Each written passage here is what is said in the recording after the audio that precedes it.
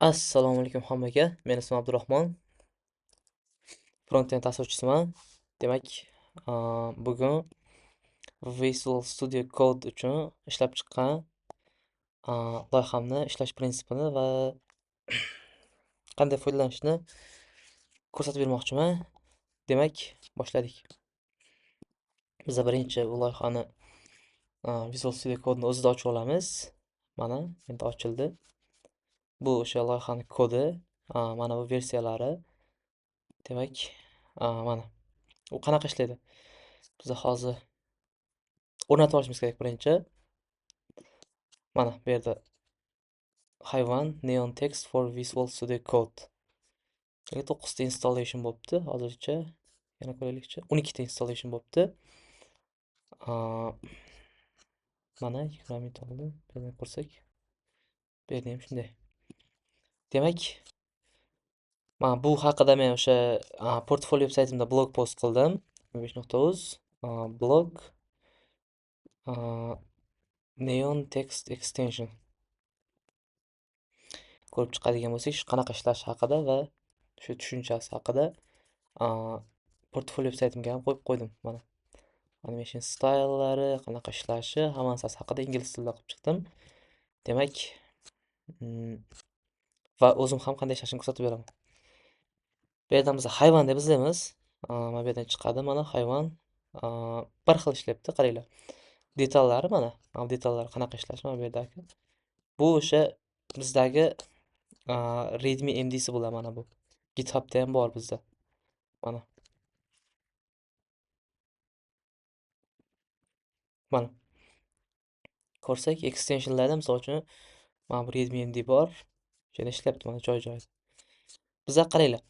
Extension test qilishni ko'rsataman birinchi. Mana install qilmaymiz. Install qilmaymizda. Bizda mana tursin bu. Bizda mana bitta extension bor mana. Extension test qilaman. Uning uchun biz mana bitta debugdan mana bu yerdan run qilsak ishlaydi. Bu bo'yicha keyinchalik qayta extension yaratish bo'yicha content qilishimiz mumkin, lekin hozir men shu extension qanday ishlashini ko'rsatib beraman. Biz mana run qilamiz.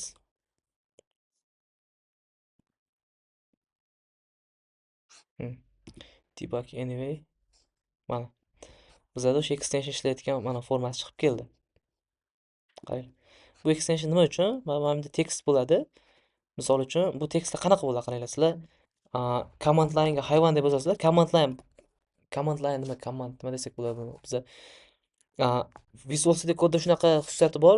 Endi hamma biladi, ishlatgan hamma. Sizlar o'zlaringiz o'sha qilgan narsalar emas, misol uchun biror bir kerakli komandlarni yurgizishlaring uchun yoki boshqa narsalar uchun o'sha kodni o'zida bor bizda. Nima deylar ekan? Komanda yurgizadigan line desak ham bo'ladi, shunaqa bor. Misol uchun mana shu komandlarni qilamiz, biz bu yerga hayvon deymiz. Misol uchun qaranglar, bu yerda surprise me bor. Meni quvontir, meni boyaga hayratga sol degani bor. Apply random text effect qo'sh degani. Change animation style, animatsiya stilini o'zgartirish va stilini o'zgartirish. Bu ham bu text, neon textni qaranglar. Animation style bu faqat animatsiya bilan ishlaydi. Style preset degani esa bu rang ham, boshqacha animatsiya ham qo'shish.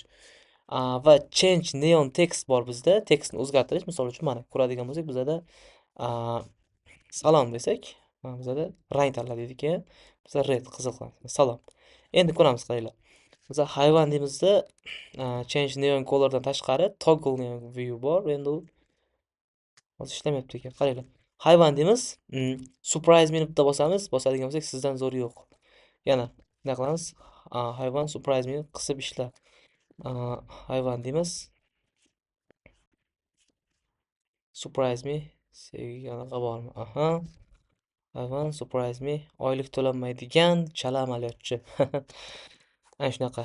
Endi tekstni o'zgartiramiz. Misol uchun salom. Yo'q, misol uchun nima deymiz? The code deb qo'ysak, misol uchun purple da mana kod yoz. Endi biz buni yana o'zgartirishimiz mumkin, qaranglar. Nima qilamiz? Misol uchun animatsiya stilni o'zgartiramiz. Rainbow bor, glitch bor. Rainbow sizlar o'ylagan rainbow emas. Wave bor. Hozir o'zi wave ishlayapti. Pulse bor, flicker bor. Men misol uchun glitch yoqadi menga, glitch. Hı, shu.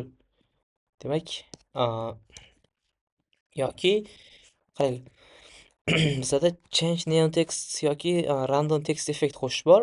Apply random text effect misol uchun buni ishlatib ko'ramiz mana. Qarang, atrofiga bu narsa qo'shib beradi. Stilli narsalar qo'shib beradi. Demak, a, ishlashi shu. GitHubga qo'yib qo'yganman kodni va biz mana bu yerdan bu biz hozir debug qilib ko'ryapmiz-da. Mana bu extension o'zidan ko'radigan bo'lsak mana.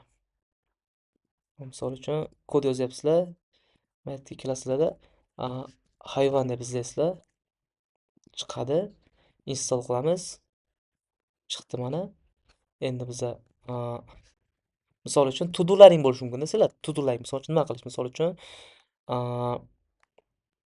qanday? Misol uchun kontakt formni impl qil desam, impl. Misol uchun contact form impl deb qo'ysak implementation bo'ladi. Bizda misol uchun gold rang bo'lishi mumkin.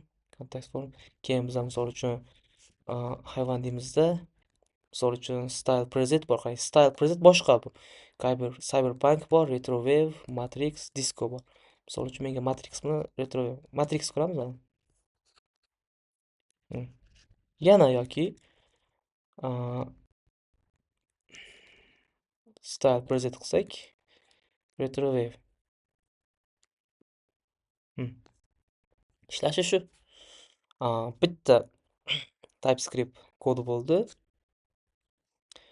Bitta TypeScript kod va ishlayapti. O'rnatilganlar soni 13 ta bo'lib qoladimi, bilmadim. 12 ta mana, men bir o'zim qilganim uchun shu akkauntga o'rnatildi va a, ovozimga e'tibor qaratmanglar. Bugun normal charchadim. Iftorlikka ham xudo xohlasa 1 soat qoldi. Demak, hammaga rahmat. Sog' bo'lasizlar.